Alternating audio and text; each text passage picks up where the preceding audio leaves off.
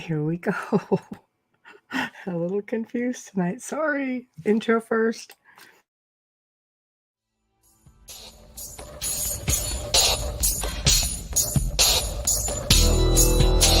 Welcome to the Outer Realm with Michelle DeRoche and Amelia Pisano. Airing live on the United Public Radio Network, 105.3 FM in New Orleans.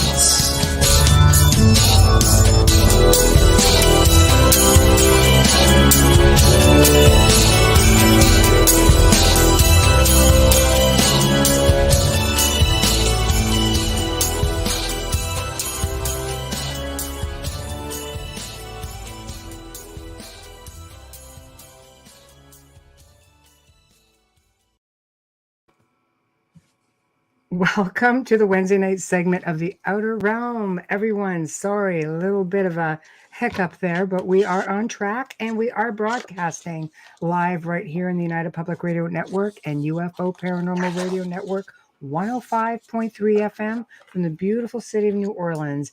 We are fully sponsored by the amazing people over at Folgers Coffee who have been a part of our journey since the very beginning. So we really appreciate you, Folgers. Thank you so much. And big thank you to Dr. Snick, aka Justin Snicker, an award-winning composer of Halloween, horror, sci-fi, and dark wave electronic music. Of course, it's the season, so man, check him out. He is just awesome. So big thank you to him. He is the voice and the music behind our intro and outro when we have the chance to play it. Also, big thank you to Steve McGinnis for the amazing artwork you see here, which is, of course, our banner and such. So thank you, thank you. Tonight, we welcome the return, number 3, of Brad Olsen, and he's going to be discussing book 3, Beyond Esoteric, Escaping the Prison Planet. If you guys can see this, jam-packed with information, pretty amazing information.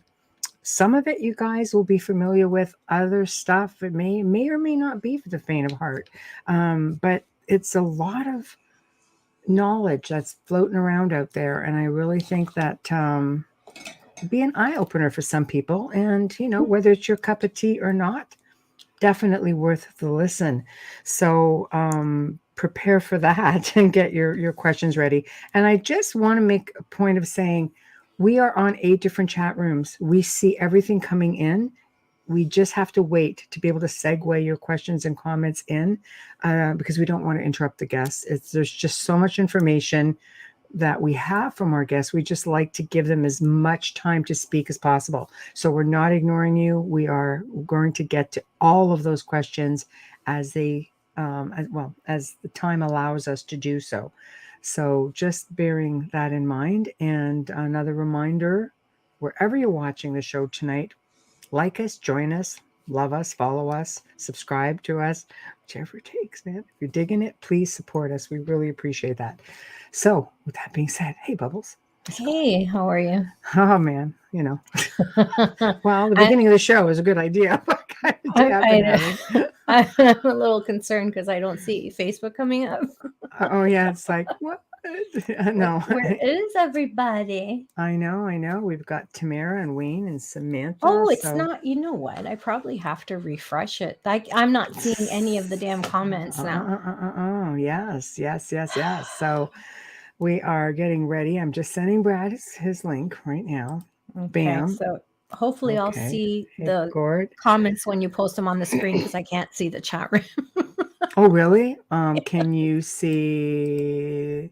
Yes. Hey, Gord. Okay, good. So that's Hello. what we'll do. Yeah, I can't see the other thing. I think when we started so late, maybe something, I don't know. Then again, who knows? It's been a wonky kind of day. Hasn't it though? And I'm not impressed with all the changes in my phone and updates and the metaverse and all that other stuff. I'm really pissed right now. Just been grand. I know. But hopefully, you know what? This is going to turn things around a little bit. I have been looking forward to this show. Yeah. Because I have, I've owned these books now for many months, right? Since the first time that we booked Brad Olsen. And there's so much. you have to be so selective, really selective in the questions, because there's so much information. You just cannot get to everything. You know, you can't do it. No. And I know some people can be like, what? Come on. But you know what? When you really think about some of this stuff, it's crazy. It's like curriculum. It really is. Yeah, you can't. I mean, you know, I don't do politics or anything like that. I find some of this stuff really fascinating. It's stuff that I've read about. It's stuff that I've heard about. I love esoteric stuff. So I love going back into, you know, the ancient knowledge of everything. So I think it'll be great. Speak of the Hello. handsome devil areas. Hi. You're a refreshing sight. You're a refreshing sight on a crazy butthead day. I know. Yes, yes, exactly. I've been like flashing your book around. I have it. See all my little sticky notes. I'm just like, it's like, where the heck do you That's start? proof positive. I know. I know. But I say that about every book of yours that I've read. I love the first two. And, you know, this one here this is one of those things that people are going to they're either going to go for it or they're not going to go for it. But I guarantee it's going to leave people thinking. That's all we want to do. Our work is done here. That's right. Absolutely. That's perfect. We still need you for 2 hours, though. That's true. Yeah. Hey, is there a Listen Live link? I can quickly try to share it around. I sent it to you. Yeah, I sent it to you. Yeah. A couple came in. Yeah. It'll go to our Outer Realm page. The network gets funky because there's so many hosts and there's so much censorship that we can't guarantee that channel is going to be there for very long. So it's the Outer Realms. We're going live in a few minutes. Yeah. Oh, we are live. We are live. Hi, everybody. I know. So you do what you got to do. We're just follow along, and you know, just got chatter there. It's okay. No. I know. You know, it was really difficult to try to figure out where the best place to start would be with this, and I figured we'll just sort of fast track a little bit and then sort of bounce around if it's okay with you. Sure. Just to, I mean, I'm a bit of a fiend for ancient knowledge and things of that nature. I'd like to start with extraterrestrials and the ancient part of everything, you know, suppressed human origins, getting into, you know, Anunnaki, everything that everybody's questioning right now, and then bring us into the present a little bit and future. So if that's okay with you, I'd like to go there. It's okay with me, and let's go there. All right. Woohoo. Stage is yours. Like I always say, you know, when we have our guests on, it's about you, what you want to cover, how much you want to cover. We've got 2 hours. So take her away. We'll jump in. Sounds good. Well, just so your listeners are acquainted with the term esoteric, it means all the subjects that have been withheld from humanity that we're just getting early glimpses of now and trying to put this big mosaic picture together. I've always found them really interesting. I always think this is what really matters for people to understand. And other for myself. And I always say I only publish books that I myself would really treasure owning to get that information and resource. And it is so chock full. And I spent so many years putting into it, each one of these books, that I still reference them and I still use the information that I gathered. And so the whole esoteric bundle really starts a long, long time ago. And this is information that has been withheld from humanity. And a lot of it is the very dawn of humans, who we are, what's our DNA, who did we come from, where did we come from, and what are the other species out there too that may have had a hand in the genetic tinkering of everything. And so those subjects, again, are near and dear and true to my heart. So if you want to start, take the Wayback Machine to the yes, way back. Yes. Yeah. I think it would give people a bit of an understanding to why we're potentially in the situation that we're in if we go back in time and bring us into the present, if that works. Absolutely. And there is a chapter in Beyond Esoteric Escaping Prison Planet called Suppressed Human Origins. And I do get into quite a bit of research as to who we are and what DNA and lineage we come from, and also all the megaliths around the world and the cataclysms that are even recorded by the Mayans.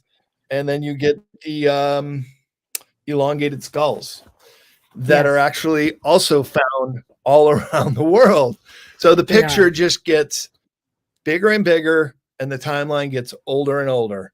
Routinely, everything across the board is getting weirder and more ancient. Isn't then finding ruins underwater is also fascinating, such as Yonaguni off the Okinawa chain of islands that has just been discovered in the last decade.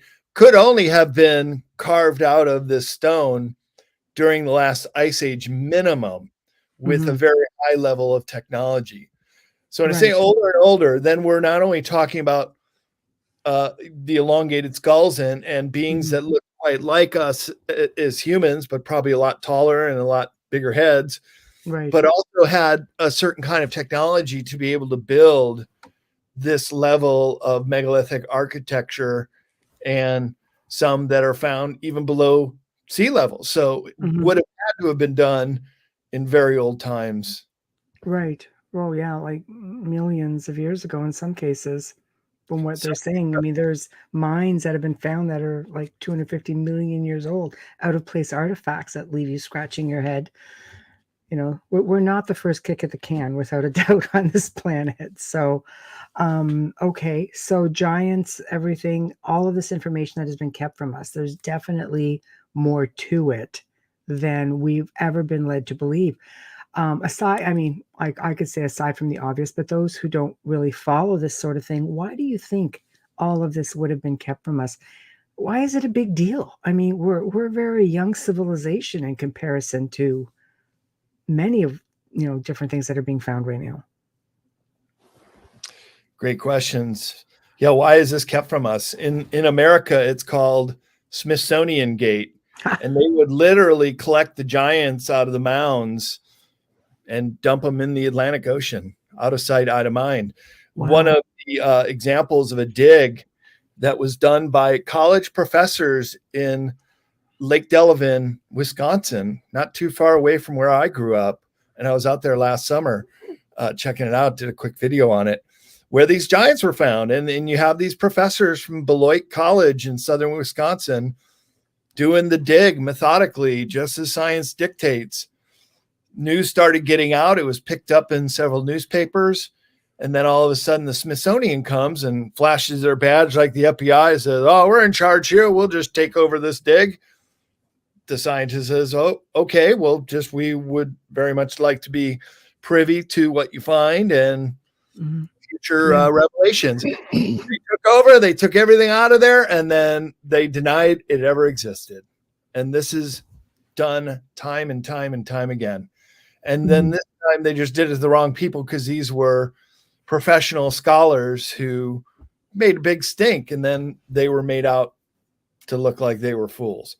So why is this covered up? Well, I think some of it, in this country at least, has to do with the manifest destiny, which is the white early settlers to basically spread across this continent and take whatever they wanted. So the giants and Americans, that was all just in their way, right? So they needed adjustment. And just like the conquistadors of old, who would always plant a cross when they would land on a new territory they claimed for the church, let's not forget the church's narrative in all this. And finding giants around the world doesn't really fit in their Adam and Eve story, and all else they tell us is their creation of how you came about. Right. No, agreed. I think that has a really big part to play in it. So let's talk about the DNA. Let's talk about Anunnaki. Let's talk about that we move into, archon suppression. But the DNA, you say in the book that that many ETs have had their hand in altering humanity. And everybody's waiting for the freaking return of the Anunnaki. That's what's getting me. You need to read this book, people. Okay? Where are they? Are they already here? Right? You're not going to be waiting so Maybe they're already here. Okay, now, Bubble, stop it.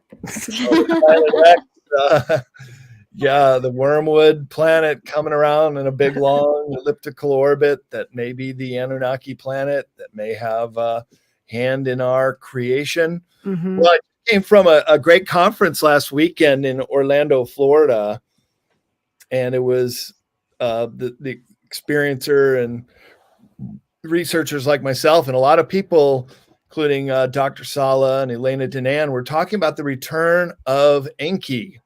Now, Enki was the original creator of humankind, according to these Sumerian texts. Right. And Enlil was his brother, and then Marduk was his son, but he sided with Enlil. And those two wanted to keep humanity suppressed. And they were in cahoots with reptilians and the malevolent ETs that wanted also to keep humanity suppressed and keep a lot of these subjects that I write about that will help people become the best that they could possibly be, opening their pineal gland and really living a longer and more fulfilling life.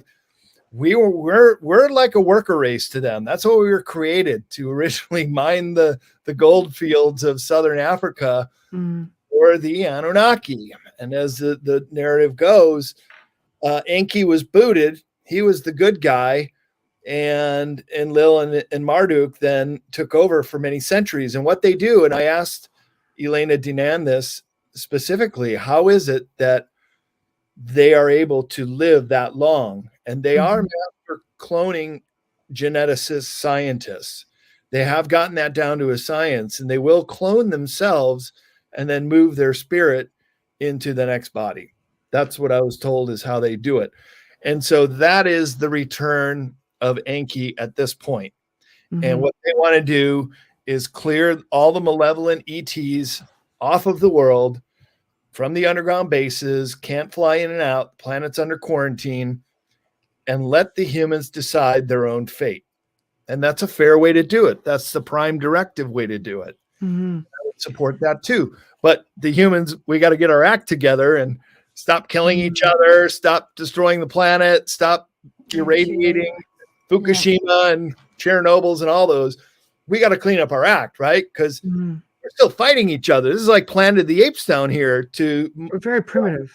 Yeah, you could just imagine very benevolent ETs that haven't known war or strife or fighting in thousands of years are looking at what we're doing to ourselves, and this got to be a terrifying place to them, where life is so cheap you can take out a hit on someone for $1,000. No kidding. But I mean, think about how many malevolent ones probably already live here. There's a big belief that, we've got certain, well, I don't like to say species, certain races, of ETs here, and especially reptilians who seem to have allegedly a hold on a lot of influential people, I guess we could say. So how do you escape, when even when you get into the Gnostic texts, we've got these archons that have a tight grip on us. How do you escape that and be more advanced and not primitive? We live in a pretty primitive state. We seem to have lost our fight or flight thing, everything about us. We're just, how many people here, are we drones? Like, what is it? Well, we've been manipulated for a very long time, and that manipulation goes very deep. And they own and control the media. The mass media has been bought and paid for decades now, if not a century or longer. The globalists knew right away that it's all about the narrative. It's all about perception. Bernays was the father of PR, and he got it down to a science, and this has been going on for decades. But it's based on a lie, and it's based on deception. So anytime you try to fool the people all the time, the cracks will form. and the truth will start to come out. And that's what we're seeing happening all around us. So as we awaken as a human race in this period called the Great Awakening, we're going to start seeing some really ugly stuff. But I think people need to understand it wasn't us who did it. It was this controlling elite. And now this controlling elite has also ties with these malevolent ET forces. Now, it's my understanding, just coming from this last conference, and Michael Sala was also a speaker, and he does Exopolitics TV, very highly respected. Yes, yeah. Alex Collier, a lifetime contactee. Yes. Very last conference. And many others who have had experience with benevolent ETs and giving us some guidance. And they are saying that they're almost finished with the cleanup of all the malevolent ETs. So the big grays, gone. Reptilians, gone. Insectoids, gone. What? Anyone who is malevolent with an agenda is getting booted. And they I thought you were saying they're not here at all. They are not here anymore. So we're getting close to this point where it will be up to the humans to decide our fate on this planet. But in the meantime, the globalists, who are human or sometimes hybrids, you got to wonder what they are, but who are still running the show, well, they're like a boxer who's up against the ring. And we're not down yet. And anytime an animal gets cornered or someone's about to lose, well, they just go nutso crazy and start swinging those roundhouses in any way they can to try to win the fight. So we're not out of it yet. And there will be some big false flag moments. They're going to try to fight on us while they go down. Right. But aren't there different races of grays? Yes, many. Which grays specifically should we be concerned about? All of them? Just the Zeta Reticuli grays? Can we elaborate a little on that? Because I'm only asking that because a lot of people have their contactees, and a lot of who they're being contacted by are grays. Yeah. Well, I if any of them are listening, and I would be interested in hearing their replies. Have you been in contact with them lately? Some of them are chipped, and sometimes those chips will give a reply too. It's sort of a telepathic communicator. It's also a tracking device. Are those malevolent ETs that are in service to self still communicating? And if not, there's probably a reason that they are being shown the door. And they can either go peacefully, although many who don't, or go violently or be extracted. And it's my understanding that many of them aren't even facing a judge, jury, or trial. They're just being expelled and put in on another planet far, far away where they cannot interfere with Earth's trajectory any longer. That's interesting about the comment about the chips, because there are some researchers that believe that chips are more, MILAB, more military. They are that so much, too. That ETs really don't, their technology, they wouldn't need something like that. Do you agree with that? I do indeed. And that is another really important distinction that should be made, that there were many abductees that were taken by our own government. And this is what could really upset people the most, thinking and knowing that humans were doing this to humans, that our own government, that we supposedly supported the representative government paying our taxes and funding all this, was responsible for these horrific crimes against humanity. The government that everybody's dying for. Yeah. This is where you get a lot of the human trafficking element that comes into the abductions as well, and off-planet trade. And a lot of times when they go off-planet, they'll never be back. People can't fathom that. So I guess that comes to my next point or comment, question, contact. Obviously, from what you're saying here, is that our governments who are like, oh, we don't know if extraterrestrials are real. We acknowledge UAPs, UFOs. But realistically, contact was made a long time ago. I mean, let's face it, it's all over ancient texts. The Bible itself speaks of it for those who follow that. To say that there's no contact, it's something that the ancients seem to have accepted, but all of a sudden, since Roswell, it's a non-acceptable thing now, but it's happened. Yeah. Contact has happened. Has happened. Past tense for thousands of years. It's never really ended, it should be said. But the kind of contact that is in service to self, that doesn't care about whether they hurt or kill or maim the victim, that's coming to an end. And part of humanity taking its power back is also realizing the value of life. Not only our own individual lives and other human beings, but really the life on this planet Earth. That we really have to be good custodians of this planet to even be accepted to sit at the table with other benevolent ETs. But because we have been suppressed and beat down for so long and kept in the dark about all these subjects, we have been extremely disadvantaged. And there was a turning point on 9/11/2001 when it was quite clear that this timeline 2 was taking form, that would take planet Earth into the darkest, worst kind of fascist planet you could ever imagine. And that's why I start out the first section of Beyond Esoteric called Neo-Fascism.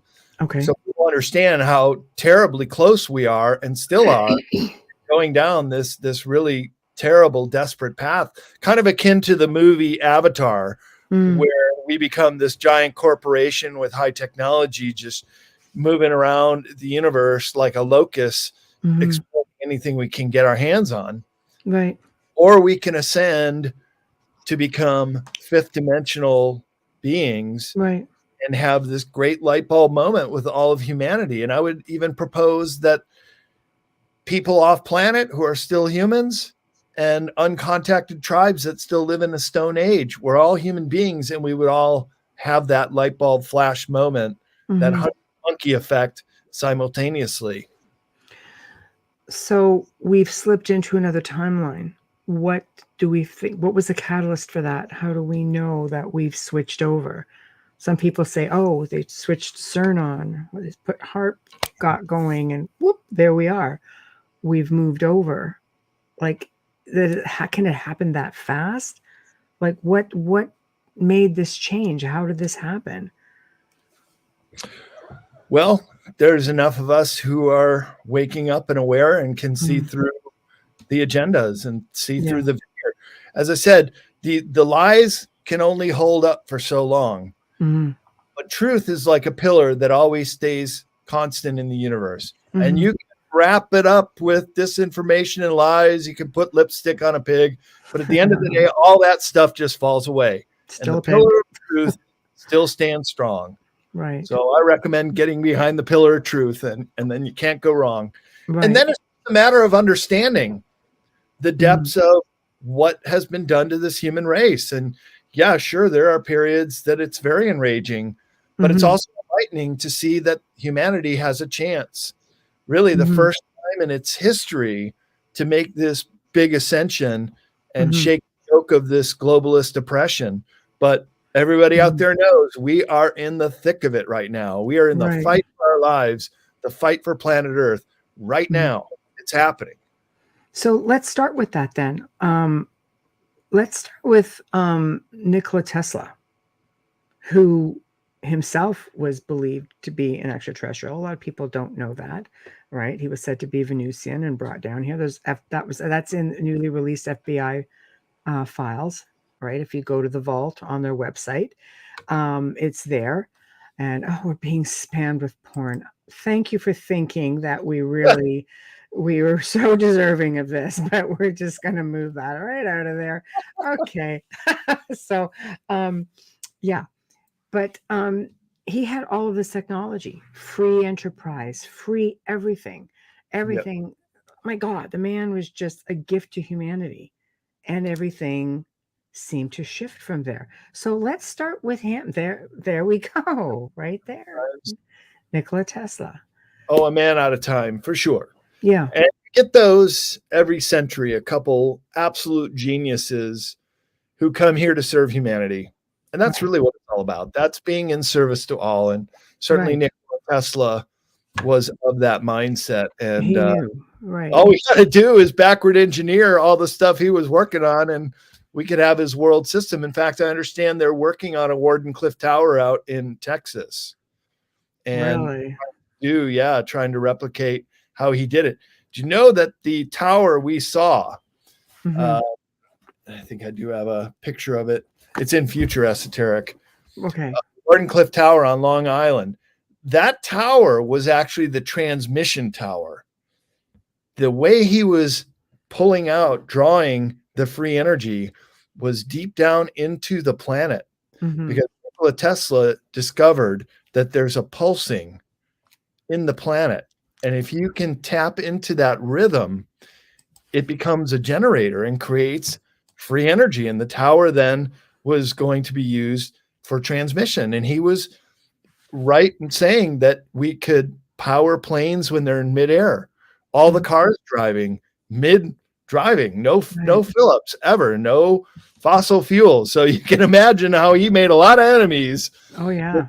Rockefeller's first billionaire in the world, John D. Rockefeller, Standard Oil, and he would put them all out of business. You would have quite a few less millionaire, billionaire types running around if we had gone with Nikola Tesla's plans. Is what you're saying? A totally different world. That's absolutely right. And yeah, had the Germans between World War I, early World War I, taking the designs for free energy there, right, we could have had a whole new world. But there's no money in free. No, unfortunately. Unfortunately not. But I think people just miss the whole service to others concept. But let's jump around with that a little bit. We can get into America is not much like London, England is not what people think, and how many other countries are like that. They are, in fact, a corporation. We are, in fact, a commodity. Yeah, well, and this is also what's going to enrage most people, is to understand that they have been traded on the stock market under their birth certificate with their name in caps, that the United States turned into a corporation with the Act of 1871, and all of us are basically regarded as chattel. We're just investment instruments. Yeah, Jordan Maxwell spoke about this for years, didn't he, as well? Like, this is not... Jordan was one of my mentors. Knew him well. Yes. So, I mean, what do? We're not special. We are not special people. Apparently, we are a commodity. But we hold more power than we think because of being that commodity as well, don't we? Well, it's coming into the awareness of who and what we are. And that takes on many different guises. Right. As a commodity, there are ways, and some people in the movement to break out of that, but they don't have a driver's license, for example. You get pulled over for a cop, you have to know exactly what to say. And then when you get in front of a judge, you have to know exactly what to say. One slip up, they throw the book at you. Right. So I prefer to just try to slip under the radar a little bit. And just like this. Have my official document. I still like to travel. I do like to even go overseas. Yeah, it's okay. We've only got about between 2.5 and 3 million people who listen to the show every night. I don't think you're going to be under the radar with this one, but. Well, hi, everyone. Hello, CIA. Hope you're getting something out of this. Be nice to people. Stop it. The psyops and all that stuff. Shame on you. Yeah. So let's jump over then to, I mean, obviously war is money. Let's jump over to the German Nazi war machine, the interest in the occult. Now this goes back a really, really long time ago. They're not the first ones. This is ancient knowledge that only certain people on the planet are aware of it. They've mastered it, and they are utilizing it. So why do you think this big interest with Hitler and his, I'll say henchmen, because I don't want to get into all of them, but. Yeah, I have a chapter in Beyond Esoteric about the Yes. Vatican Nazis is one chapter, and American Nazis is the other chapter. Let's go for it, baby. Just do it. They wanted to create Nazi International. In fact, many of the things that have went wrong with our corporations were infiltrated with the Project Paperclip Nazis that came over here after the war. A lot of the MK Ultra mind control scientists also came over, along with the rocket scientists and along with those in the intelligence services. Men who should have been at the Nuremberg trials were coming here to start up the CIA and the other alphabet agencies. One guy named Reinhard Gehlen, oh man, he's a total war criminal. But since he had the intel on the Russians, he became quite an asset and lived a long, fruitful life, and even went back to West Germany and did his duty there. But they were always loyal to the Reich. And I want your listeners to understand this. The Third Reich never surrendered after World War II.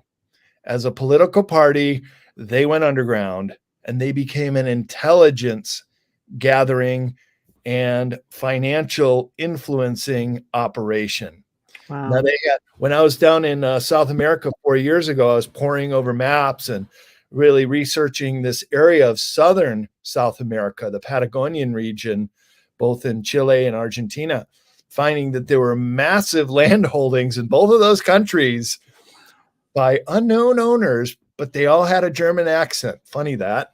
They were the rich ones down there. Oh, yeah, the Germans had all of the money in South America. That's what every South American aspires to be. But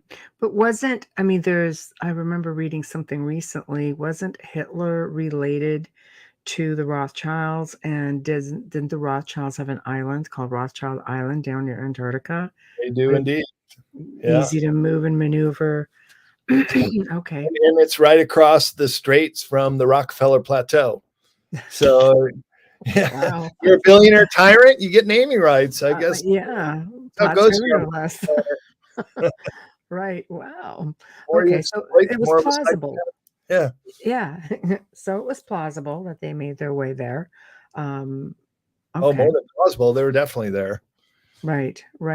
I'm going to do a talk, one of my presentations at a conference, might come out next year, called Bird's Antarctica, talking about Admiral Byrd, his discovering inner Earth near the South Pole, but also, interestingly enough, the lead admiral in Operation High Jump that went down to confront the Nazis in New Schwabenland. And I know exactly where their base 211 is located on a map. If I were to ever go back, I would like to go with a film crew and film some episodes down there.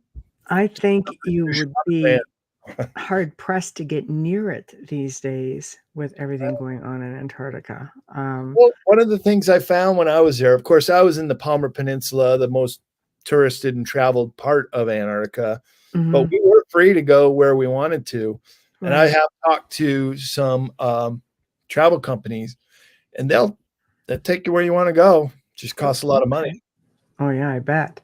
But maybe there are still some no-go zones. We'd find out. But there are bases not too far away, including German bases. They never left.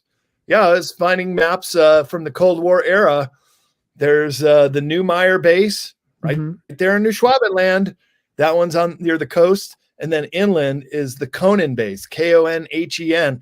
Turns out those GPS point right at what is a very large machine-like, I think, a craft under the ice that in the Google Wayback Machine in 2013, can look it up. There was some kind of excavation and some massive machine under the ice. And Linda Moulton House speaks about that pretty extensively as well. I think she talks about another one. Oh, does she? Okay. Or Brian S. was telling her about where the hole in the ice was. Okay. But this one, I would say that the Germans found it first. And it might be the reason why they claim that particular area of Antarctica. Yeah, here we go. New Schwabenland. Yeah. Tamara, big settlement after World War II, South America. Yes. Okay, so let's just go back then to the occult and the Nazi regime. Well, I could show you an image that I put up in my presentation on Antarctica. You Little can bit screen about the share Trump. right here if you like, underneath there's a screen share option where I think it says present. If you go in there, it says screen share. If you'd like, we give you guys the option of doing that. All right. StreamYard's great for this. It allows you guys to sort of have a little bit of control over what you want to put up. Yeah. Let me just pull up. Of course. On talk and find the image Mm-hmm. right up, because here you can see 2 oak leaves. As soon as I find it, I'll. Sure. There it is. Okay. So I got a picture up, and then I'll go where it says present. I think it should say present, and if you click on that, it'll say share screen, and you can go into wherever it is that you're on. If you're on Google Chrome or whatever your search engine is on, it'll tell you to go there, and you can put up that specific window. Gotcha. Okay. Did we see that then? Not yet. When it comes up, I can put it up on the screen, but it'll come up as like a whole other person up here. So there he is. Okay. All right. So the important thing to look at is those 2 oak leaves on both sides of the year they went down there. Yes.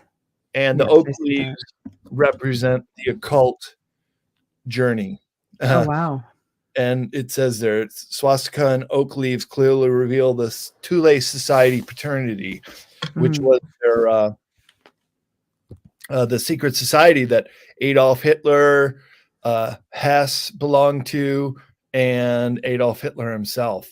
Mm-hmm. So they were super into the occult, that this was their big thing, and they were going down there to find implementations or a place to hide out or to ally with the reptilians, which I understand Base 211 was partially built out by the Germans on a pre-existing base that they were given to by the reptilians, who were in cahoots with them since the 1930s and may have led them to this particular area. And that happens to be right about where the W is in New Schwabenland. That's about where the Conan outward base is, the seasonal base. It's still there to this day, and where this big machine is under the ice. Wow. On Google Earth. So I think that is that's my top 1 location of 3 massive motherships that are supposed to be down there, which were nicknamed by the intelligence agencies the Nina, Pinta, and Santa Maria. Oh, funny that. Yeah. Okay. Intelligence agencies, not so much, but interesting nonetheless. So they were basically this occult knowledge. You're saying, like, had they really mastered it, they probably, like, the fact that they didn't lost them the war. Is that correct?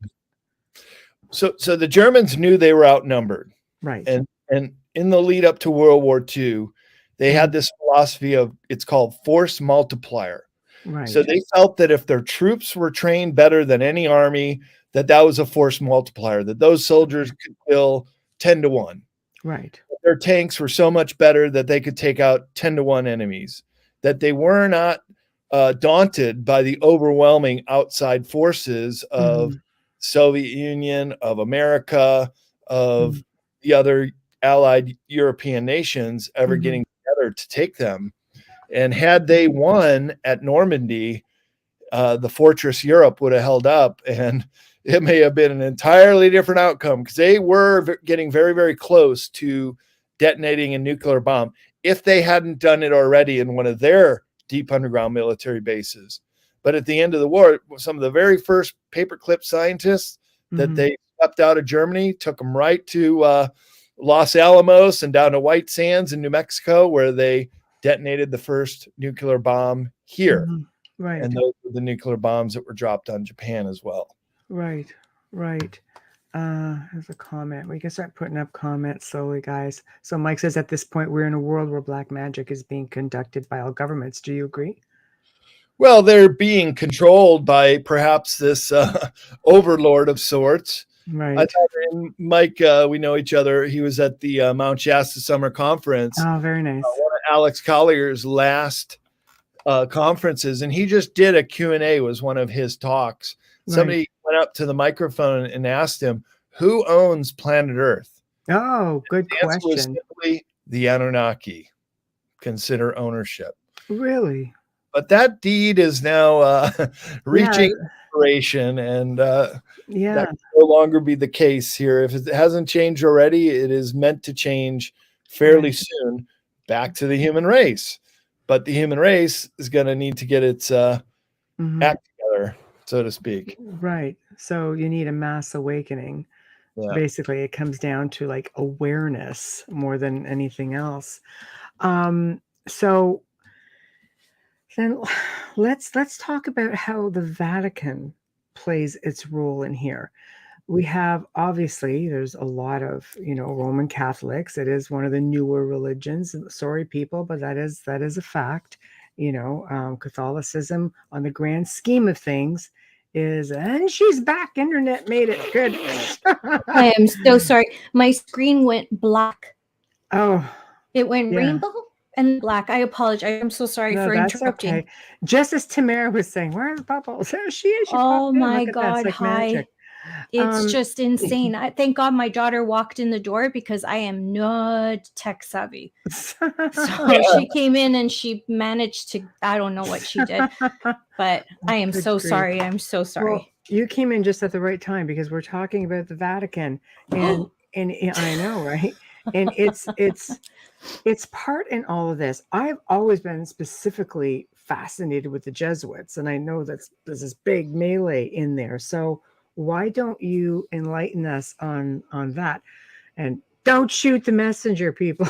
I do have a chapter in Beyond Esoteric called Vatican Nazis. So, okay. Send Brad the email. His email's right on the screen. They are shaking the Pope of the time, shaking hands with Hitler. And so they were part of the old fascist game plan there 75 years ago in Europe. And when you peel the layers off the onion, it just keeps always leading. All roads lead to Rome. They do. Well, that's where Vatican City is, right in the middle of Rome. Yeah, they've had their fingers in a lot of pies for a long time, and they're part of the Empire of Three Cities. The other two being Washington, D.C., which is in control of the military, the City of London, which is control of finance, and Vatican City in charge of spirituality. Of course, each one is the antithesis of what they really are. Right. And most especially the Vatican City, which is in cahoots with this malevolent ET force. It was the Faustian bargain is the term. When you get into a deal that is just too good to pass up, but you basically sell your soul out. Right. So they've drifted quite a long distance from the original teachings of Jesus Christ, who was an ascended master. He was one of the greats. But how it can be twisted and manipulated into a tool of mass mind control is basically what the Vatican has done so masterfully. So anytime they have a opportunity to allied, there's the Pope in which one? Brazil. Yeah, look at those big reptilian eyes behind him. Oh, geez, yeah, I see that. Kind of an odd thing to put up in front of the Pope. But they Faustian bargain with these malevolent ETs who happen to have an appetite for adolescent humans. And so there was that involved. In my capacity as a book publisher, I published first 5 books in English by Leo Lion-Zagami. Oh, I know. We're quite good about a lot of this.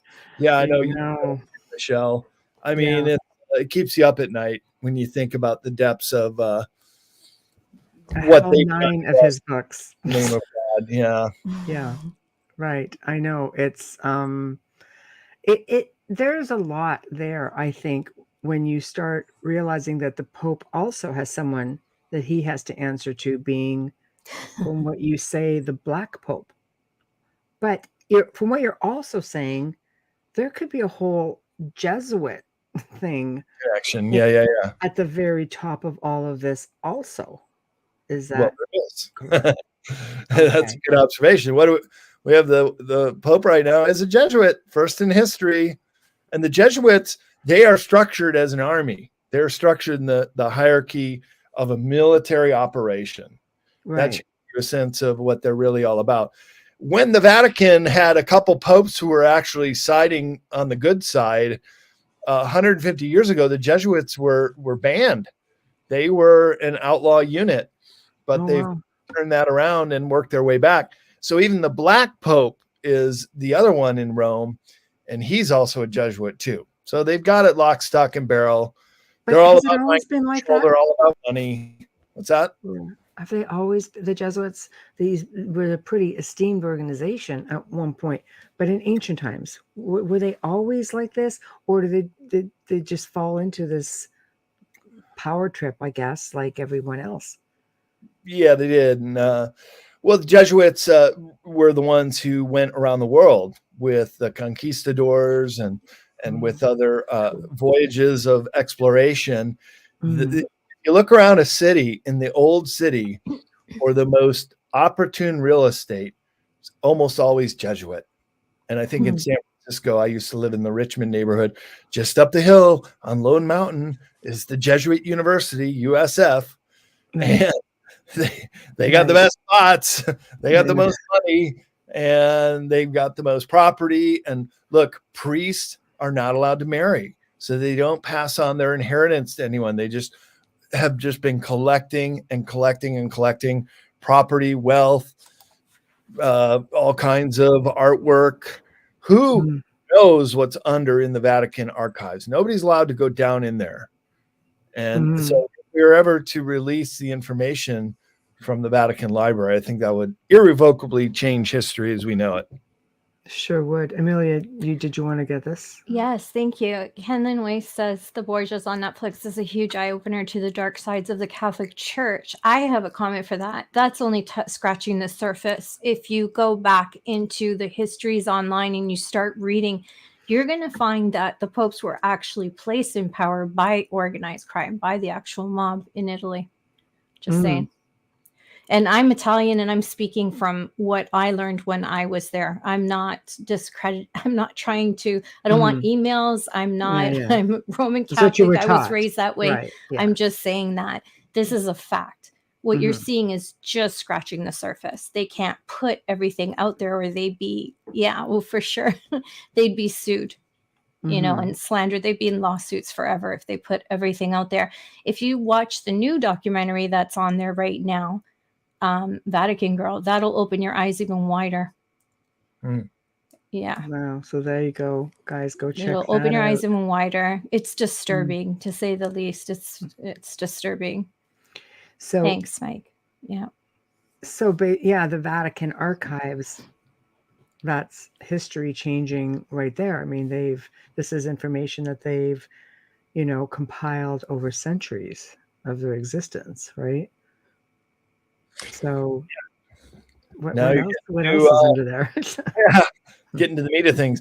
Now, it's not as old as you might think. The Catholic Church is less than 2,000 years old. And, the Jesuits were formed with Ignatius Loyola and I think Xavier, and they were the ones that promoted the idea of the Jesuits getting on the ships during the Age of Exploration and making claims for the church simultaneously with a lot of these merchant vessels, which many of them were just in it for the money. They wanted to bring back a cargo hold of pepper or other valuable commodities or gold if they could steal it from somewhere. Yeah.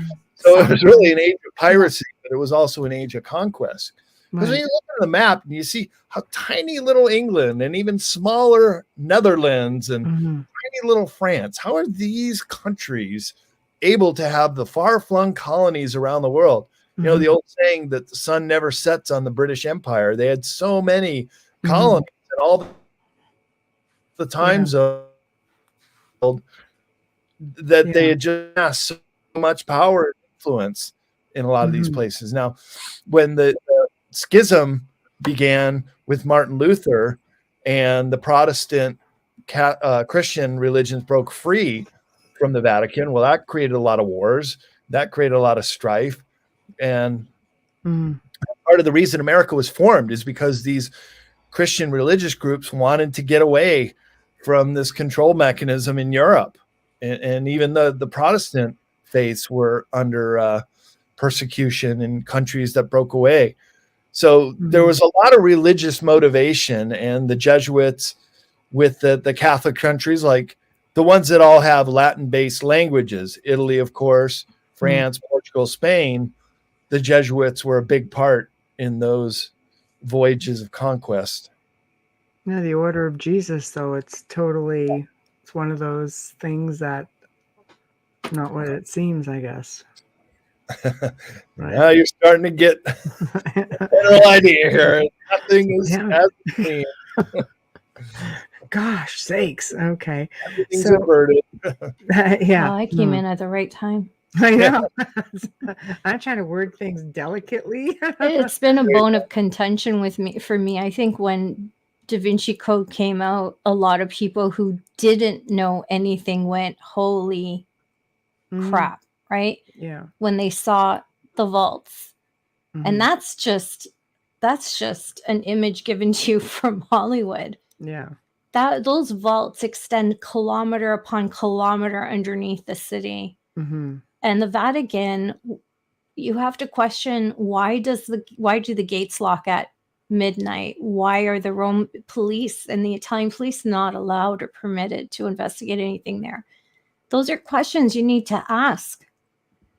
And I really believe this generation is asking. I believe the generation before us, like my mom's, my grandparents, my great-grandparents, just followed the word you didn't know. Yeah. And, they were such devout Catholics, where now we're looking at this going, wait a second. But they did their job then, if you think about it, right? As a religious institution. They did, and they were brought up in fear. Right. Right. And that's exactly it. That's controlling is fear. In fear. It is fear. I always call it Catholic guilt and fear. Sorry. No, seriously, religion shouldn't teach fear. No. That's the exact thing that you say. That's like in fear. Well, the priest doesn't. Your mother does. Oh, well. My mother would tell me that if I didn't eat, the Virgin Mary wouldn't love me anymore. Where did she learn that? Being saucy, I think. Fear and control is right. But anyways, let's jump around a little bit further. Let's talk about the Illuminati. Oof. I know. Oof. I know. I'm glad you made it back. We're only been on an hour. Wow. And then that was nice and juicy part. Well, again, the word Illuminati, it should be those that are brought to the light, that illuminate the light. Once again, inverted and controlled by the dark forces. Anything good, they try to invert. They're not creative, so they need creative people that they can hijack those information, those ideas. And this is part of the reason why humans have been suppressed for so long is they're very good at that. They're very good at flipping things around, and they've been part of this underground secret society of the rich and elite for many centuries. Right. And so the Illuminati came to the fore in 1776. A guy named Andrew Weishaupt started them, the Bavarian Illuminati in Germany. And if it wasn't for a messenger who was passing an attaché case on horseback, getting struck by lightning and killed, and the Bavarian police finding this case and reading it and seeing this transfer of information between these Illuminati sects, they might have gone under the radar then. We really never know who they are. Now, I know a lot of people jump on this and say, well, that was 220 years ago, and sure enough, but they are multi-generational. These are bloodline families that collect and hoard the wealth, keep them within their families, and they've been running the show in Western Europe and Western culture, by extension America too. I mean, all the way back to the Medici families of Italy in the Renaissance. These early banking families started this, and we're part of this Illuminati. The Medici, they weaseled their way in. through Of course. marriage. That's how she got there. So, and then she stayed there by, well, another show. Yeah, But another show. yeah, Like an Italian soap opera. Sorry, it really is that way, but it's not just convoluted. Italian, it's European, it's international, it's not just Italian. It just, because you look at the royal line, the bloodline, I mean, they're not just English. No, it's true. They're not. They're right? German. So German, amazingly. Well, sure. yeah. We love yeah, you. they're Latin, right? Just saying, we love you. The Orange bloodline family in Holland and Denmark, they have a royal family, and most Scandinavian countries they do too. Yeah, they have an active royal family in Denmark right now. You never hear about them on the news. So what, in your opinion, Brad, where do these bloodlines stem from? Well, I know this is going to be good. It's going to be good. Well, first of all, they have a saying that they have a divine right to rule. So they've always felt that they have this control as appointed by God, right? Right. And this is a theory that goes all the way back to the pharaohs in Egypt. The pharaohs in Egypt were living people like you and me, but they were living gods in the eyes of all their followers. And so when the Egyptian dynasties came to an end, was concurrent with the Caesars of Rome becoming living emperor god men as well. Right. So you see, there's still this unbroken tradition of this divine right to rule. And now what do we have? The Pope in the Vatican, who's got his ear to God. What was that, God? Okay, got it. Right. Yeah. So we should listen to him. So they really believe this stuff. They're so down with it. And some of those Egyptian pharaoh bloodlines are still alive to this day, and they happen to live in Switzerland. And there's this guy who lived in Switzerland for many years, and he exposed the Octagon Network. That's what they call themselves there, the Octagon Group of globalists. And this is where the Bank of International Settlements is. It's the it's the central bank that runs all the other central banks. So you can see the node of the beast in Switzerland, which is funny because it's such a beautiful country and very expensive to travel, no wonder, but riddled with underground bases too, I understand. So at CERN, which also is partly in Switzerland, this Hadron Collider is also a very deep lake there called Lake Geneva, right on the French and Swiss border. Right. And there's a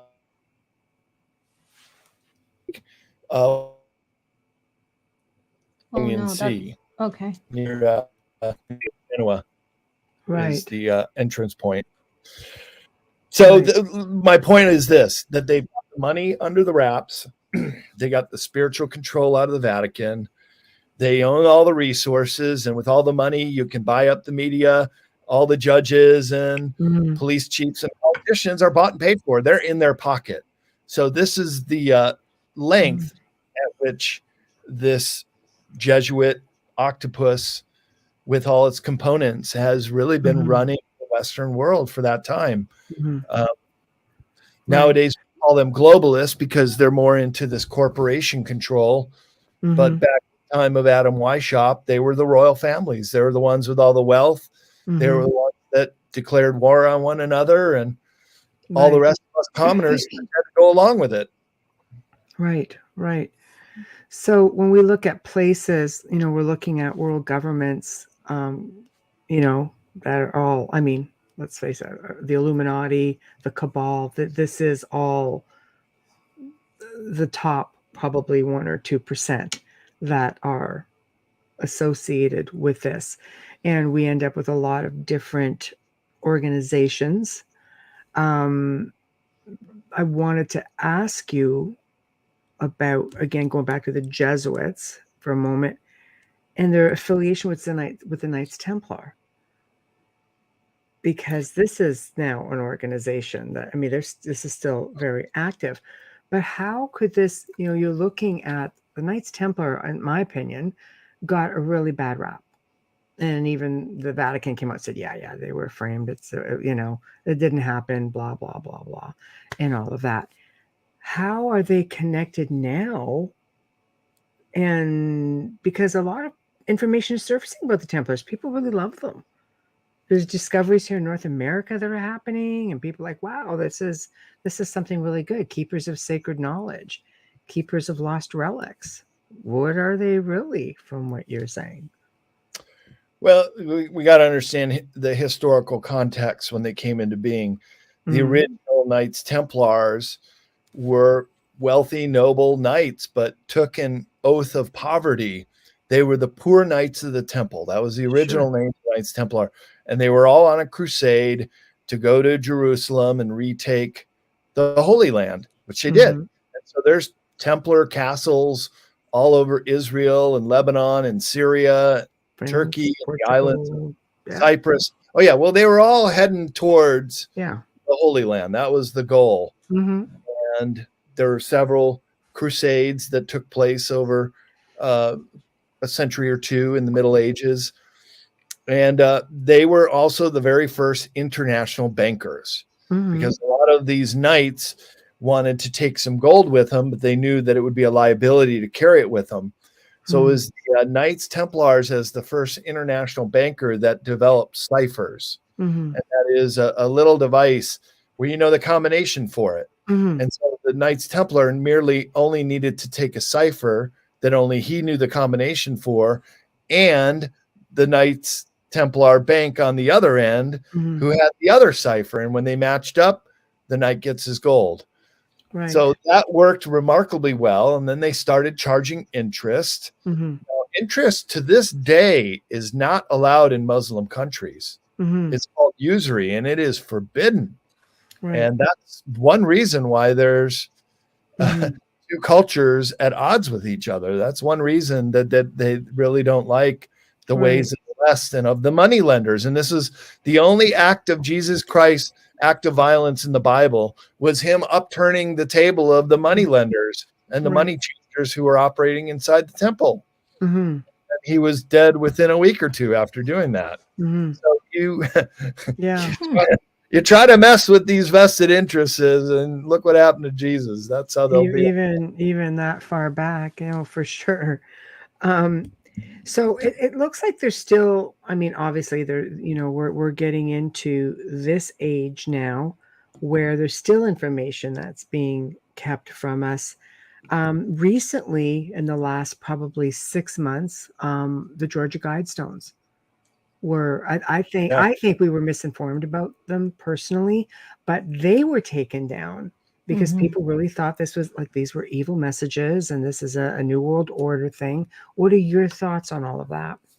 Well, they were exactly that. They said the number one commandment, funny how they'll use religious terms for their employment of their agenda, was to keep humanity at 500 million people in relation to the earth. Here's a great Templar image I have in Beyond Esoteric, summoning some kind of character we might have seen. Right. That's a pagan god. There they are. The guys, that's Baphomet was a pagan god. And they don't care if we don't believe them. Right. In fact, they're kind of humored by that we don't, but they very much believe in it. That's what we have to understand, that they believe in it very, very much so. Right. And it could take a very high tech form too, perhaps like some of these rituals summoning demons. Now, let's just put it this way: if we were non-believers and we went to one of these ceremonies, just kind of nudging out in the back, look at these fools doing nothing. But then all of a sudden, if something comes out of the veil and starts to materialize right before your very eyes, you might be a believer pretty soon. Right. Walk out of there part of that sect. Right. So it's a big club and we ain't in it. That's all George Carlin's quote on this whole thing. Right. So I miss him. Yeah. He was a wise man. He was ahead of his time. Truth. Yeah. So then again, we'll back up again. So New World Order, this is the thing. This is where we need to, this is the agenda, I guess. This is real. Right. Okay. Right. And so, yeah, in the Georgia Guidestone, there was a guy seen coming and going, and he drove off real quick. I think he just had really good explosive device to take out that one Guidestone that had that commandment about population. Yeah. Right. Well, that's the thing about the occult and the Illuminati, that they do have to pre-announce their plans. And that has to do with Earth being a free will planet. That they will announce what they're up to and even state it written in stone. Right.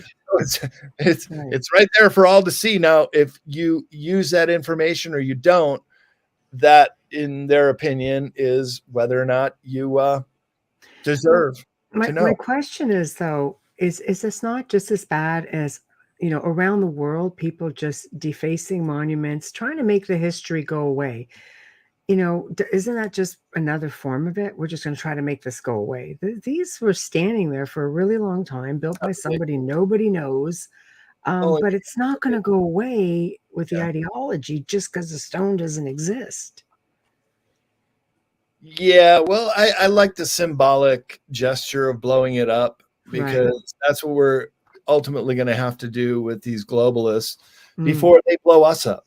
Look, we're in that stage of the battle that they're trying to take out humanity. We absolutely need to take them out first to save humanity. I mean, we should all be thinking in terms of self-defense here, because they're coming at us full board. And if you're not prepared for it, then they'll be successful with you. Right. I think you have a very sophisticated audience here, and they kind of know what might be going on right now. They know what they like, that's for sure.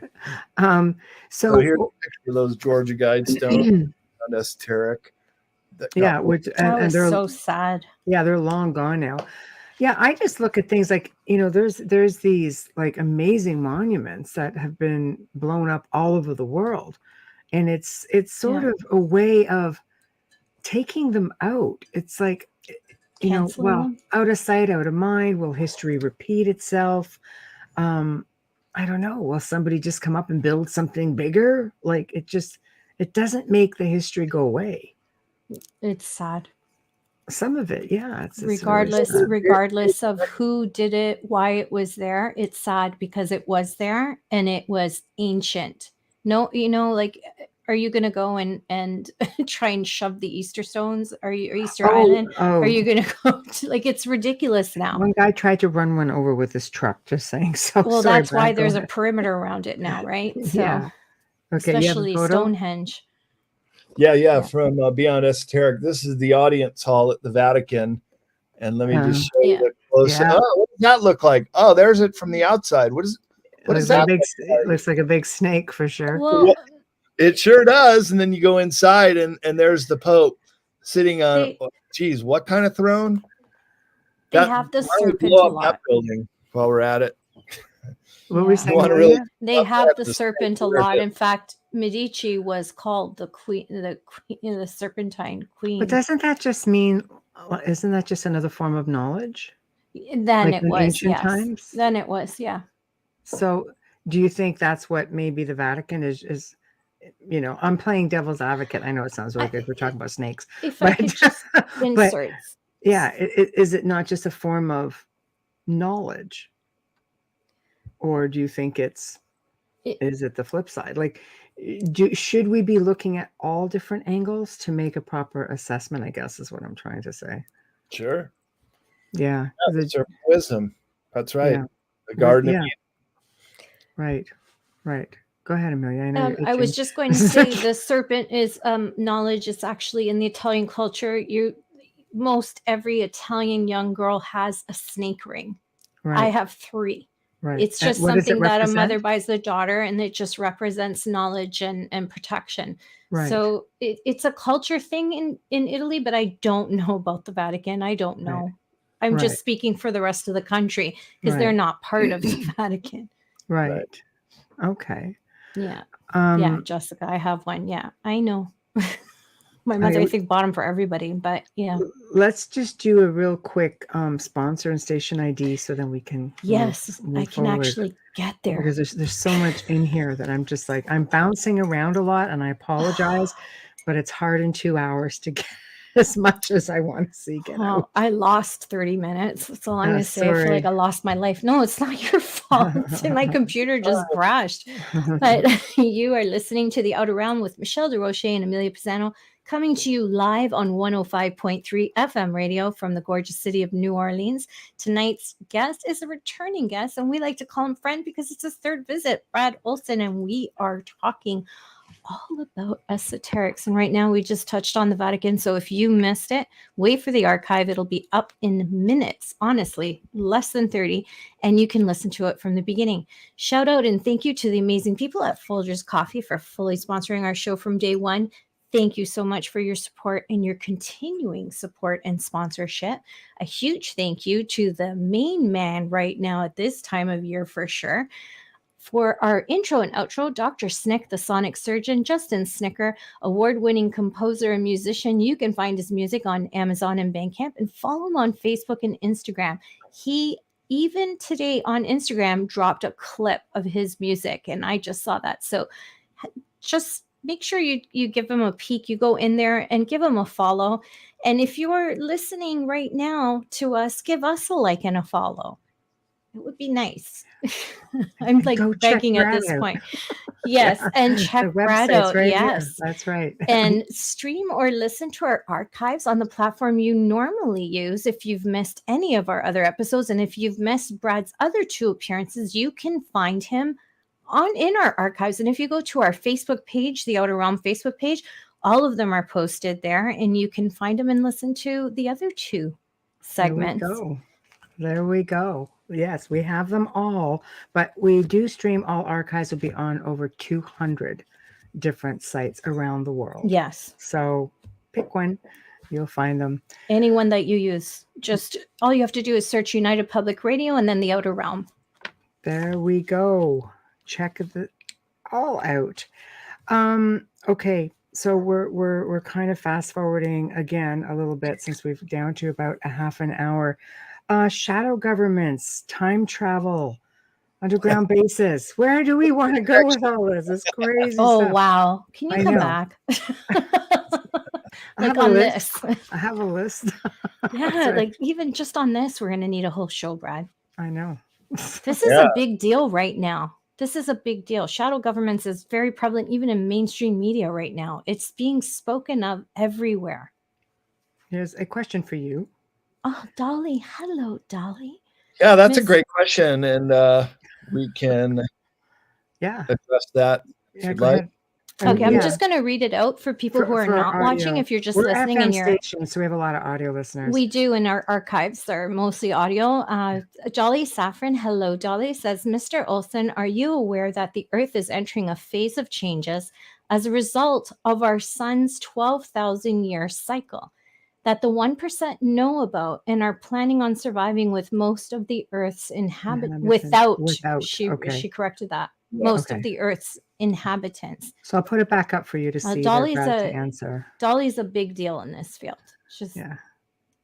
Well, hi, Dolly. And yes, I am aware of that. And yes, they are preparing in a big way to survive catastrophe on the surface of the planet. It's part of the reason they've gone to such lengths preparing their deep underground military bases, supplied with food for decades. Oh, by the way, only the purest organic foods, none of the preservatives that they're feeding the people on the surface.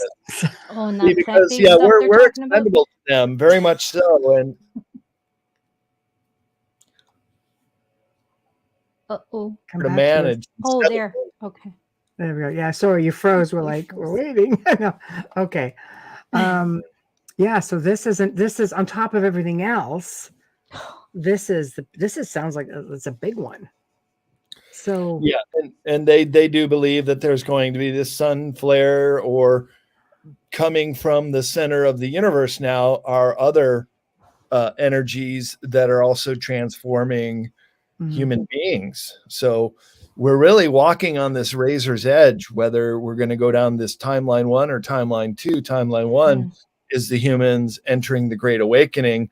Once we shake the yoke of oppression and can evolve freely and very quickly, as we should, or we get knocked into this ultra fascist planet, which will be the worst prison planet you could ever imagine, where we're all enslaved and chipped and all sorts of nasty things controlled our bodies through this emerging field of transhumanism, that this is their stated goal, to control humans in this technological way. So we still have sovereignty over our bodies. We can still say no to their injectables and their chips under the skin, and still hopefully avoid living in that system where that is mandatory. Okay. Well, what about while we're on, like we have control over the physical? I like that. But what about all this stuff on soul catching? And, you know, let's face it, they're cloning now. They've been knowing how to do this for ages. There are a lot. We've had people come on the show talking about it. So your essence may not really be safe if, you know, according to what you're talking about, soul catching. And I've heard this before, and it's kind of frightening. Can you explain what that is, and how do you avoid it? Frozen? Well, how do we avoid transhumanism? Becoming Domo arigato, Mr. Roboto, the human race? Well, we just say, K-N-O-W. You have to know that your sovereignty depends on you not being biochipped up and controllable in that way. And so I like the saying that we need to preserve the organic humans. The purebloods need to stay that way in order to have human 1.0 continue.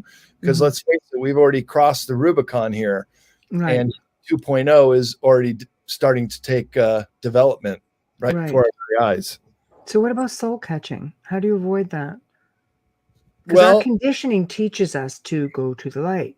And yet there's you know, other people of like, you know, who have esoteric knowledge who are saying, no, don't fear the darkness. That's where you should go to avoid this trap. Is this such a thing?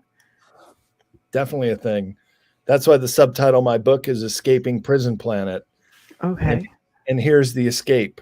Okay. First of all, it is all dependent on what you do in this lifetime. Okay. So there is a very much real thing called karma. There is very much a real thing about us doing what we do to other people throughout our lives. And I like this quote from a Chinese proverb. Be careful of your thoughts, because your thoughts become your words. Be careful of your words become your actions. Careful of your actions become your habits become your character. Careful of your character, because your character becomes your destiny. So it's really, are you in service to self, and do art thou will, like Crowley says, and just consume and be promiscuous and take advantage of people and be a psychopath? Or are you in service to others and you really do want to help the human race? Let me tell you, this matters tremendously, because when you die, you will be judged, not by St. Peter at the pearly gates, but by yourself.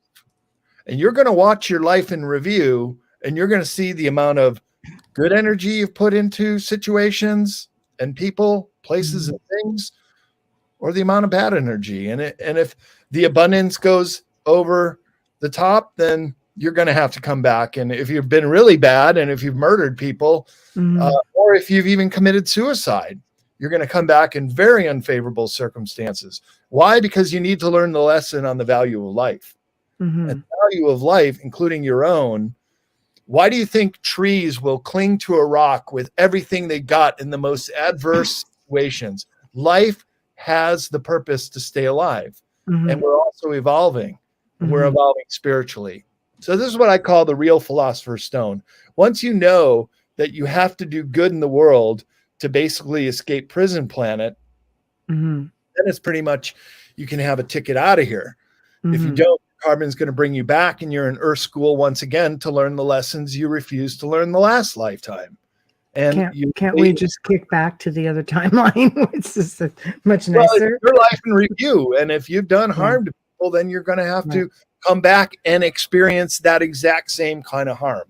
Right. So you might as well get it right in this lifetime. And then, so my understanding is then when you also pass through the body, you do not go to the light. The light is a soul trap. What you do is you Om, and you try to find peace in that moment. And Om is very similar sounding to home.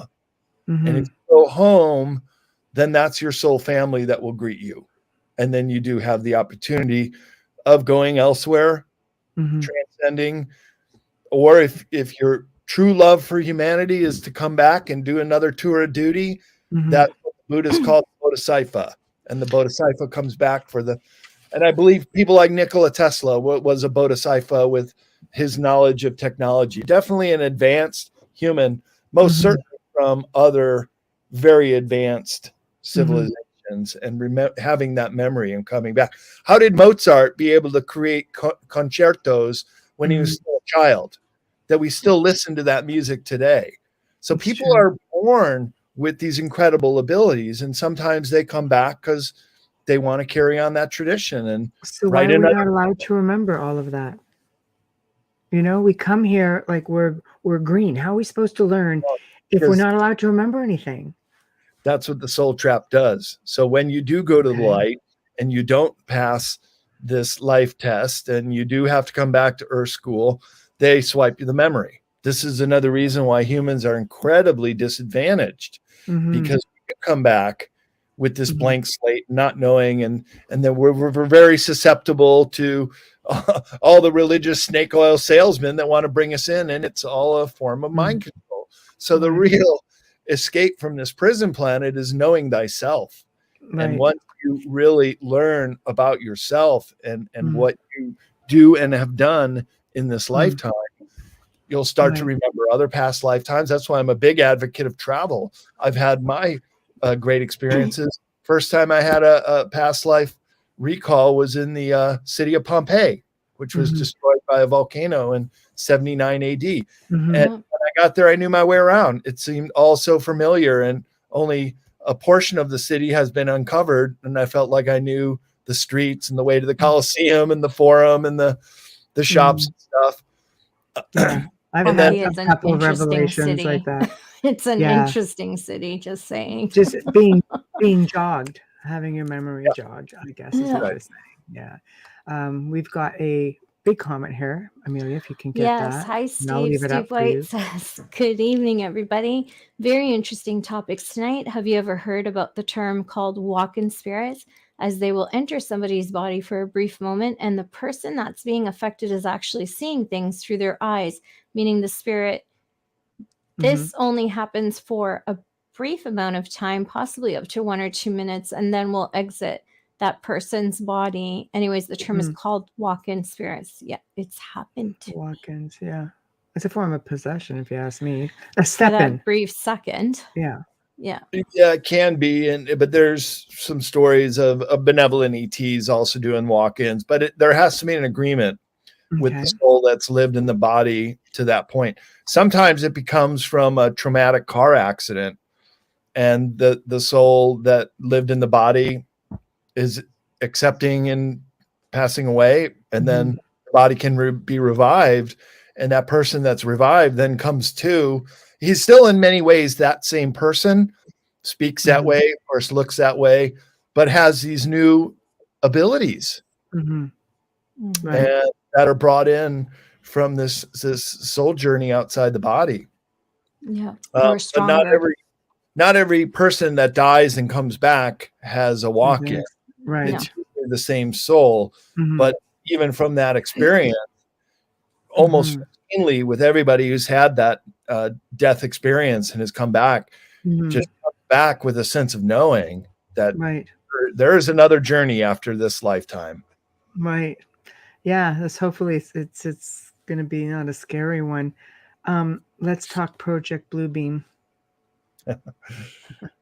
Let's talk. Please. Yeah, let's just do that. All right, so that's the fake alien invasion, and Yes. I actually do chronicle it over about 3 pages in Beyond Esoteric. It's a multi-pronged, the ultimate false flag attack, and now with high technology, including holograms, holographic imagery in the sky, it's very realistic, and we and the globalists know how gullible most of the people are, especially if the first phase of Blue Beam is to show the different Messiah figures or religious leaders that influence the people of the certain regions of the world. So, for example, Muhammad come back. I know that's blasphemous to say there's even an image of him, but we're coming and projecting into people's skulls. The voice to skull technology is a very real thing. Speaking to them in Arabic, in a language they understood, and they're looking up and seeing they're going to believe it, right? Because we're gullible like that. And just like if we were hearing Jesus in Western countries or Buddha in Southeast Asia and Krishna in India, they would believe it. Absolutely, they believe it. But we got to know now, and we're saying this ahead of time, it's all a hoax. Same thing with the alien invasion. Aliens would never be able to invade this planet. Look, if they wanted to do that, they could have done it 100 years prior and no high-tech weapons to stand up to them. But more importantly is we are a free will planet and we have the right to evolve. So there is such a thing as the prime directive, as a real cosmic karmic law of the universe of non-interference. And so we need to be left to our own devices to see how the human race is going to evolve. And we are almost there. And that's why it's such an interesting time to be alive. What is the Chinese character? May you live in interesting times. And it's written both ways. It could be a crisis or it could be a moment of enlightenment awakening.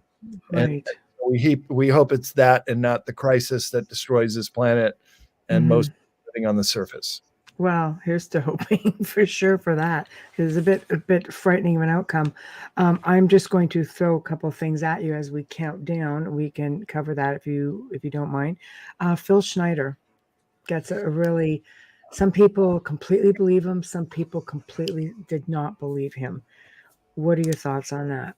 Well, I do give a shout out to Phil Schneider and document his story and his work with the underground bases and one of the Dulce Wars that took place underground with a great loss of life to our special forces men. I do believe him. And when you pay the ultimate price and you're suicided, now you tell me, how do you tie 2 knots with a catheter tube and pull it so tight that you can strangulate yourself? And why would you do that when Phil Schneider had a pistol right there in his drawer? Yeah, they really think we're stupid. And so right before his death, he was actually showing some of the ET materials, similar to what was discovered off the Roswell crash, this tinfoil metal that was hugely tensile and strong, that was extremely lightweight. He had some of those implements too, as well as some minerals. So when he was suicided, all that stuff went away. It was gone. And he died just outside of Portland. In fact, I was trying to get in touch with his wife last month when I was up there, and I wanted to go to the apartment complex where he died. Wasn't still able to get that address. But I like to go to these places and just put a word out, a shout out, just in my own way of meditating about it, see if there's any response. See if you can pick up any of the energy. I write books on sacred places, and I advocate that people go there and just take a quiet moment and meditate. And I'll tell you, most times it's just a flood of information that's just coming in if you're just quiet enough to listen to the message coming through. I agree 100%. Yeah, With I that, agree. I can't believe how the government, how stupid they think we are, that we will not question anything. You know, even with, okay, this has nothing to do with, you know, like Phil Schneider, but in the same sense of projecting a suicide that isn't a suicide like Epstein, who facilitated. He was wrong. He was criminal in what he did and everything, but he didn't kill himself. Yeah. Right. There's William Cooper as well, and he was shot by sheriff deputies out in Eagan, Arizona, and others who have paid the ultimate price just to get information out to humanity. And this is not the safest profession to be in. And I've even known people who have been close to getting off themselves. I myself been hacked and messed with. And when I did my travel books, nothing ever happened to me. I'd go on all these press trips around the world and write about it. It was a great life. Then I segued into esoteric subjects, and all of a sudden it's your target.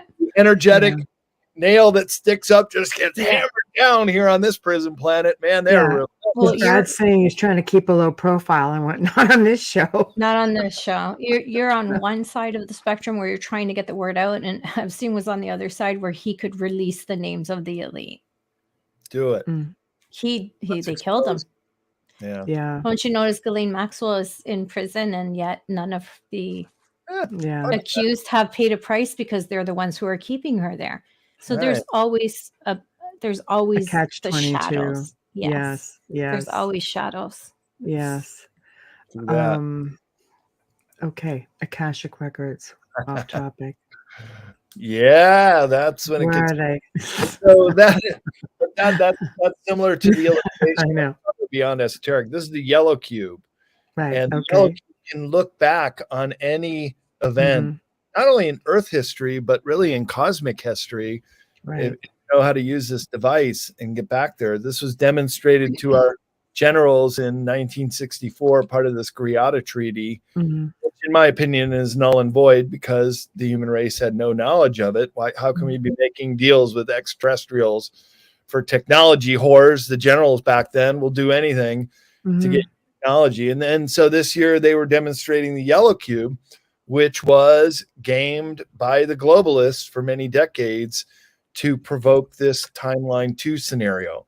Well, now there is an alliance that has the yellow cube and the white hats side of things, and they're actually able to use it to call out and prevent false flags from happening. So it's a two-way war now going on. But so you asked about the Akashic records. Yeah. They are a real hall of records. There's 3 repositories on the planet Earth. 2 are underground. 1 is under the ocean, where the Bermuda Triangle is, as my understanding goes. And the other one is under the right paw of the Sphinx on the Giza Plateau. And the third is at a Mayan temple complex deep in the Mexican jungle called Piedra Negras. I cover it in my book, Sacred Places Around the World. And he tapped into some of this too, and saying that Atlantis would be found in 1968, and that was the year they discovered the Bimini roads, megalithic underwater ruins there, and then other signs of Atlantis and high civilizations have been found in and around the Caribbean Sea. Right.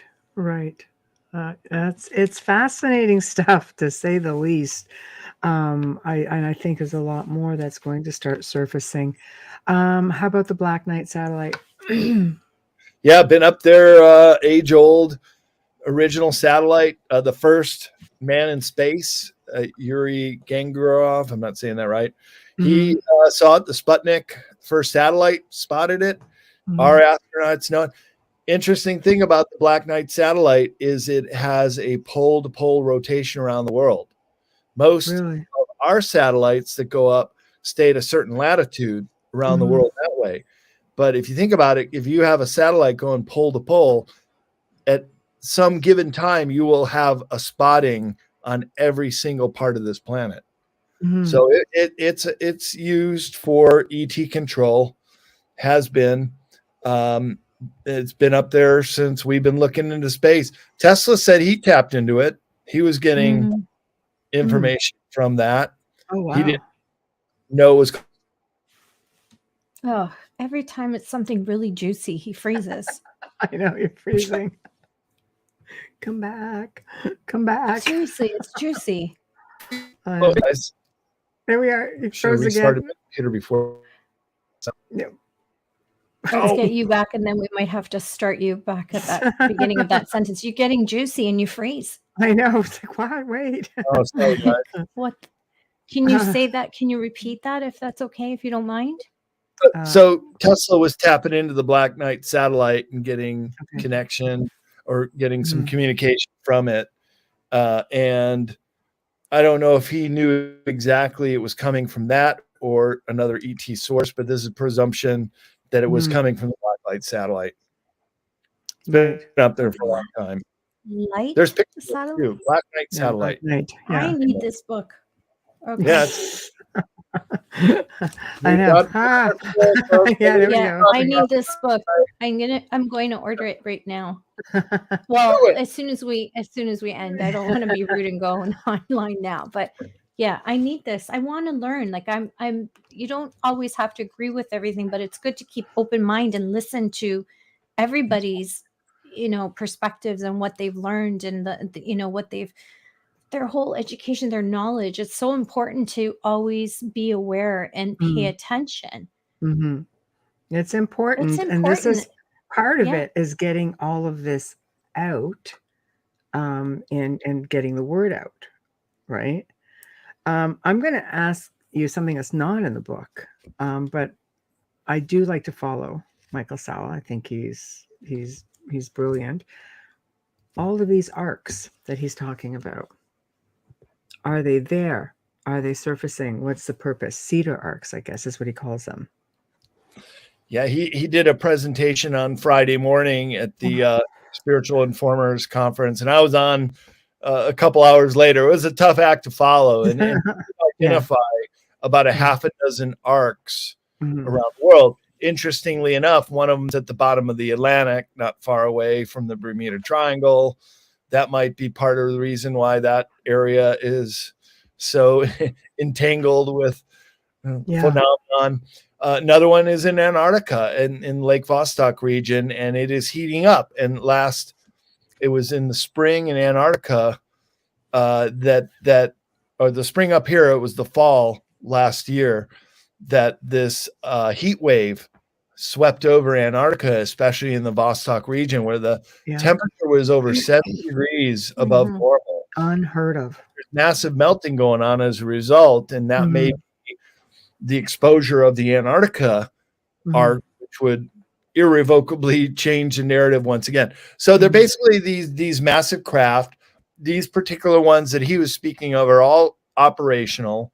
They're basically a city with gardens and parks and everything that's self-sustaining that you would need to live in a so-called ark, like Noah's Ark, and that they're here and they're starting to activate and wake up, and there may be giants in stasis that are in long-term sleeping that are also waking up. So now is the period where a lot of different agendas and timelines and hybrid species that are dependent on our DNA, it's all coming to a convergence right now. And so these arcs could be a real game changer if indeed they do make an appearance, and it's undeniable what they are. So are we looking at maybe different races of extraterrestrial beings that are going to be fighting for humanity and our DNA and everything else? Is this what we have to prepare ourselves for, in your opinion? Aren't we doing it already? Yes. Didn't that already come about with this thing? We're in the thick of it. I guess that's already pretty much beginning. But when you think, of ET, some people get really, really funky about that. Like they fear it. We've been taught to fear it. But what a lot of people don't realize is we do have a space program. Different countries are a part of this secret space program. I know Donald Trump had funded a space program, or he allowed for funding of that. So, but this is something from what you're saying already exists. Right. Well, it's not so secret anymore when we have our own Space Force, sixth arm of our military armada. And this one actually supersedes above the Air Force. So Wow. My understanding, they're winding down the chemtrail operations. I've noticed since June, far less chemis in the sky, although they're still up there and they're still moving them around with HARP. And they certainly engineered this last hurricane in Florida. In fact, there were a lot of people at the conference that were talking about it and had firsthand experience of how it stalled right over Fort Myers down in southern Florida. And it was heading straight up towards Orlando 3 days before it was going to hit. And it made this sharp turn because Orlando never gets hit by hurricanes. They have a HARP machine in a deep underground military there. And that was part of their deal with DARPA and doing their, and they propagandize. So they're part of the agenda of the deep state and always have been. And unfortunately, there's a dark side to Disney too, with children going missing out of the park. And Disney. they did a cruise line that stopped at Epstein Island just 10 years ago. Yeah, you could go visit old Jeffrey. It's like Disney. He's dead. Wow. Well, we're winding down. So tell us what you've got coming up and promote yourself, and let's get all of that out there for everyone to hear.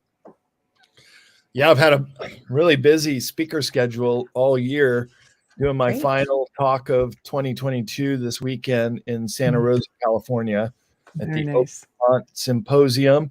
They want me to do my Sacred Places North America talk, and I'm happy to do it, which includes the Phoenicians coming here and the Vikings and a lot of interesting history that people might not know about. I think it's only $3 at the door. You can find directions or a link off of bradolsen.com. And then in February, I start up at the Conscious Life Expo and the Sedona retreat for the equinox, and another one in Shasta in March, and then a cruise in April to Mexico. And you can find all those, and Contacting the Desert in May. And then I think the cycle begins again. The cycle begins again. Yeah. And I'm, as a publisher, I'm working on Laura Eisenhower's first book. And also Michael Jaco's second book. They're authors at CCC Publishing. And I just bought a ranch out in Nevada, so I'm heading out there next after my congratulations. Looking for UFO company, I see. Mailbox, making it official. U.S. Postal Service will service my property now. There we go. I love that. Bravo. Beautiful area. Active area. Yeah, and close to Tahoe for skiing. So right. And getting out of California. That's a beautiful lake. Oh my God. Yeah, get out and be left alone, except for what comes from the stars, I suppose, right? Great. Which you're ready for. I know. But thank you again for joining us. I'm so glad that we were able to cover this book, because when we first started the series, I love all the books, but this was that one book that I'm like, come on, we've got to hurry up and get to this book. It's fantastic. I highly recommend it. Again, that was loud. After Amelia gets her copy and read some of it, maybe we can come on and do it again, because we really online right after this. Here. And all your listeners, get a copy of Beyond Esoteric, and we'll do this. We'll do this again, because there's so much good stuff in there, and a lot more. Thank you for writing it. There's great stuff. Service to all, and I throw a great big street fair event here in San Francisco. We just did 2 weekends ago, and I'm working my butt off, but that's in service to all, and just happy to bring people together and turn people on to new information they may not have heard of. And as you know, in the book, I have a lot of references and links, so people want to do further information on the information I present, then I encourage them to do so and give them the way. Absolutely. I would definitely love to do a part 2 on this, and I would definitely love to do a show on your sacred places as well. Yeah, we can do that as well. And all my books, by the way, are available on cccpublishing.com. It's our publishing website, and they come out of my address here in California, so I can sign copies for people that way. That's the only thing I can sign copy to. You all sold out when I went for it. I had to go to the competition. Shall you find them here? Of course I will. Yeah, we always try to go straight to the author. Always. To support the author always. So, Thanks, but always. So Mike, thank you. I love Aw, your thank profile Hey, picture. Mike, stick with us the whole time. I know. And Melissa, thank you for tuning in. Thanks to Melissa. everybody for tuning in. There we Yes. go. Another more Bored. words of praise. But there we go. There we Thank go. you. Thank you. Thank you. So I will be in touch with you after I get off the soundboard, and then hopefully I always love to just give people the good news of what the listenership is, because they're like, what, really? It's like, yeah, you were amazing, and all these people came to hear all about it. So I will be in touch with you, and again, I thank you so much, and I hope you have a fantastic evening, because I know you're at least 3 hours behind us. Lucky you. I know. Have fun in People the sun, and can we're rewatch the link off that YouTube channel that we were broadcasting on too. yes, I will get you everything. Okay. Yeah. And I will also send you the audio link that Are you we sorry? promote. Can I just ask a quick question before we go? Are you on TikTok at all? I haven't done that one yet. I'm in the transition of moving, and I haven't set up my next studio. And once I get the ranch going, I'll have all that. And I think you'll do really well there, Brad. Yeah. Thanks. I'm serious. There's a good community there for you. Yeah. Right on. Thanks, Samantha. Thank All you, right. Tamara. Well, I have to now sign off. We're that time already at the top of the hour. Thank you. So thank Brad. you very much, Brad. And I will be in touch very soon. Oh, you guys are very welcome. Thanks for having me on again. And thank you. Looking forward to the next time together. Us too. Pleasure. We'll set that up too. As soon as I can get to you, I'll have my schedule. I know, right? Yay. All right. Thank you. Night. Good night. Thank you. Well, everybody, we are at the end of a segment, and boy, what a segment it was. Lots of food for thought here, a lot of food for thought, and we really hope that you enjoyed it, and we will definitely ask Brad to join us again. So big thank you to Brad Olsen for coming on again and just being so informative as always. So thank you for that. Big thank you to Folgers Coffee for sponsoring the show. Big thank you to Dr. Justin Snicker, for basically providing us with your music and your voice for the intro and outro. So thank you. And again, guys, wherever you were listening to the show, please subscribe, support us. It's a great way of if you're enjoying it. It's a nice thank you, and we appreciate it. We appreciate you all so very much, especially everybody in chat. You guys just make it that much more fun. But wherever you're watching it, like us, love us, join us, follow us, subscribe to us, whatever the case may be. If you guys want to communicate with us, 2 ways. One, you can email directly at the outerrealmcontact@gmail.com. Again, the outerrealmcontact@gmail.com, or go to Facebook at our group page, which is the Outer Realm with myself and Amelia. And there's an email button right there. That is how you're going to get to us. And that is how you're going to get a response a lot quicker. Tomorrow night, really excited about this show as well.